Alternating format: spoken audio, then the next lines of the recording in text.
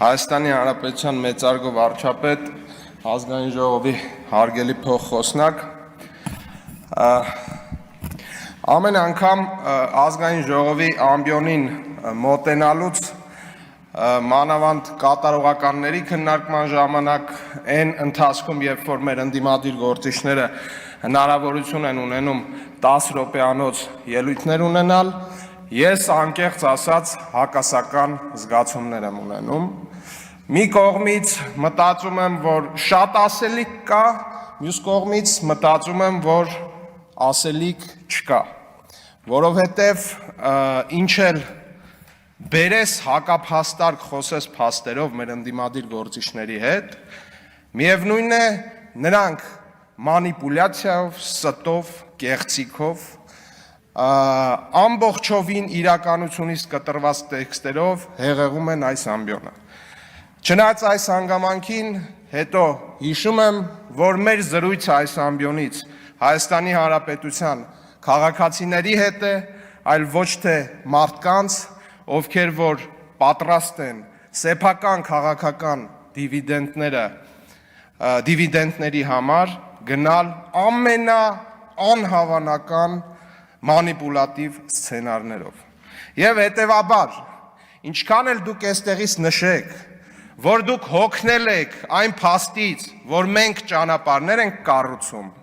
ես պետք է նշեմ, որ 2024 թվականին Հայաստանի Հանրապետությունում կառուցվել է շուրջ 503 կիլոմետր ճանապարհ, միայն պետբյուջեի միջոցներով։ Ավելի քան 200 կիլոմետր ճանապարհ կառուցվել է, վերակառուցվել է սուբվենցիաներով։ 2023 թվականին 501 կիլոմետր ճանապարհ, 2022-ին 301 կիլոմետր ճանապարհ պետբյուջեով է կառուցվել 154 սուբվենցիայով, 2021-ին 386 կիլոմետր, 20-ին 388, 2019 թվականին 330 և 110, 2019 թվականին կառուցվել է միայն այնքան ճանապարհ, ինչքան դուք ձեր կառավարման 5-6 տարիների ընթացքում։ Հարգելի գործընկերներ, ես կուզեի խոսել մի թեմայի մասին, որը փաստացի երբեմն այդքան էլ չի կարևորվում։ Դա Հայաստանի Հանրապետության կառավարության ոռոգման համակարգերին վերաբերող ծրագիրն է։ Ոռոգման այն համակարգերին ես վստահ եմ, այն ինչ որ ես հիմա կասեմ, դուք բոլորդ գոնե միտեղ առնչվել եք դրան։ Ոռոգման այն համակարգերին, որը Խորհրդային Միությունից մնացած բազմաթիվ հատվածներում տարբեր գեներալների, պաշտոնյաների, նախագահների հետ առնչվող մարդիկ հանել են այդ խողովակները ու ծախել են։ Դուք ոռոգման համակարգեր ծախած, խողովակներ ծախած իշխանության ներկայացուցիչներ, սա փաստ է։ Եվ պոեզի գծերից սկսած, այն այտենց հատվածներ կա, որ գնում ես, դե Հայաստանի Հանրապետության երկաթուղային ցանցը ինքը մեղմ ասած այդքան էլ ամբողջական չի, բայց հատվածներ կա, որ գնում ես, մեկ էլ տեսնում ես, այս պոեզի ռելսերը պրծան։ Այդտեղ գյուղացիներին կամ ինչ-որ մարդկանց, որ հարցնում ես, հիմնականում ավելի ավագ սերնդի, ասում են, բա չիմացար, 2000 ասենք, եսին որ թվականին, ես ինչ պաշտոնյայի հարազատը կամ ես ինչ պաշտոնյան, կտրեց այս ռելսերը, տարավ ծախեց, բան, այդ ոռոգման համակարգերի, նաև այդ խողովակների շրջանակում։ Մենք սրա մասին չենք խոսել, բայց սա էլ է իրականություն։ Եվ հետևաբար 2024 թվականին ջրամատակարարման, ջրահեռացման համակարգերի մասով կառուցվել և վերակառուցվել է շուրջ 6.38 միլիարդ դրամի ջրագիծ, շուրջ ավելի քան 385 կիլոմետր, իսկ ոռոգման համակարգերի մասով 5.14 միլիարդ դրամ, 130 կիլոմետր։ Թոշակների մասով 6 տարվա կտրվածքով կանանց, թոշակառու կանանց տոկոսային հարաբերությամբ թոշակը ավելացել է 24.6%-ով, իսկ տղամարդկանցը 19%-ով։ Ջրամբարների մասով, հարգելի գործընկերներ, ես չեմ կարող ասել, որ այստեղ ամբողջությամբ այնպես է, ինչպես մենք նախատեսել էինք եւ այլն, բայց այսօր կատարվել է Հայաստանի Հանրապետության ջրամբարաշինության մեջ ամենախոշորագույն քայլը, քայլ, որը էլի խորհրդային տարիներից տենց գալիս է, Վեդիի ջրամբարի մասին է խոսքը։ Եվ Վեդիի ջրամբարի կառուցումը եւ այդ պատասխանատվությունը ստանձնել է մեր իշխանությունը եւ դա արդեն իրականություն է։ Պայմանագրի արժեքը, եթե չեմ սխալվում, $90 միլիոն։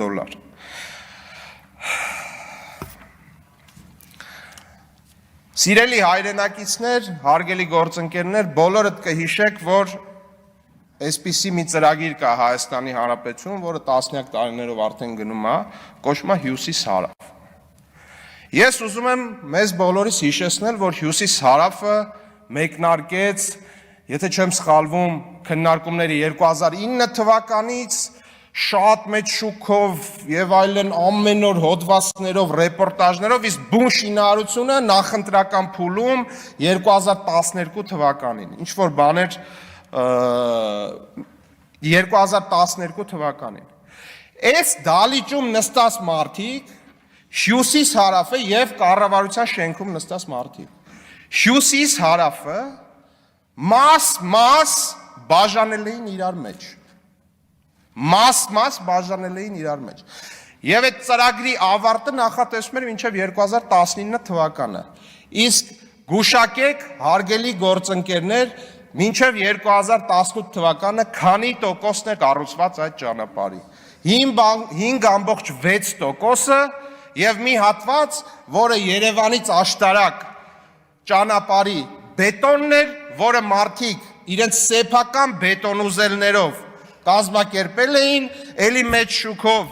օրը 46 անգամ ցույց էին տալիս իրենց սեփական հեռուստալիքներով եւ սրանով ավարտվել էր Հյուսիս-Հարավի կառուցման աշխատանքները։ Մնացած ժամանակ արդեն չէին կարողանում կիսել, թե որ կտորը ով պետք է կառուցի, ինչ քաղաքական պայմանավորվածության արդյունքում եւ այլն։ Մեզ միշտ համոզել են,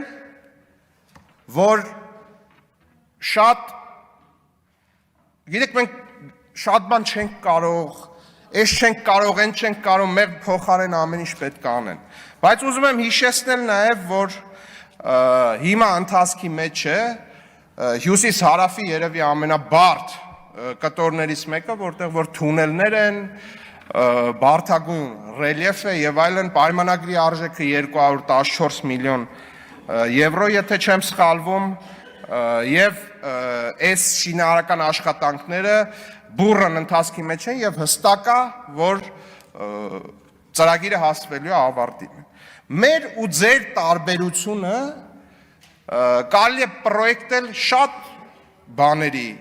ծրագրերի հետ կապված, բայց մեր տարբերությունը ձեր հետ էն է,